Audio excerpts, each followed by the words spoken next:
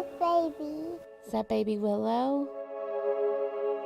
Sitting in the pews of First Baptist Church in Hampton, Georgia, How can you still believe in a God that would take your child from you? Heather Hawley grapples with the past. We should have asked more questions. Questions she wishes she'd known to ask the moment she gave birth to twins River and Willow. They were born by C-section at 32 weeks. We wanted them fed was exclusive breastfed. But Heather says her doctors explained they'd likely have to fortify the twins' milk with formula. They explained that to us as they would just add extra calories to my breast milk during their feeds. It was just kind of nonchalant. She says they started with baby River. They went ahead and did it without discussing it with us. By the next morning is when we got that phone call.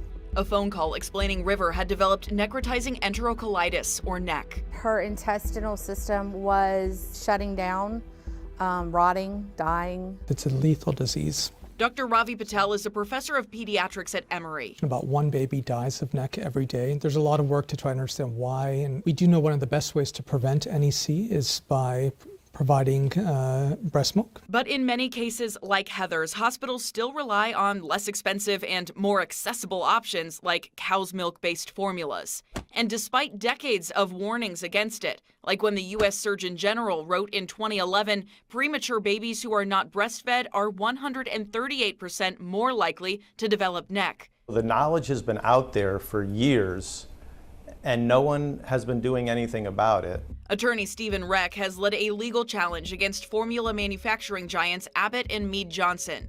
He's representing over 1,000 clients across the U.S. who say the companies didn't adequately warn them of the risk of NEC. So no one ever tells the moms that, hey, we're going to feed this formula, and by the way, it could cause your baby to get this horrible intestinal disease called necrotizing enterocolitis.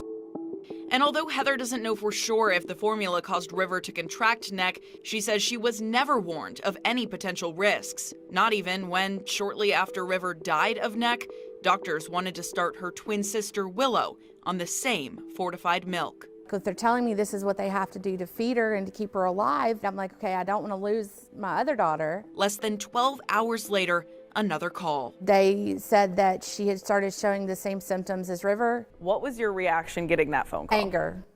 Straight up anger. I said under no circumstance are you to give her anything but my breast milk. After her own supply dried up, Heather relied on donors across the state. They're the reason that little girl's alive. Sitting in the same church where her parents pleaded for a miracle. Is that River?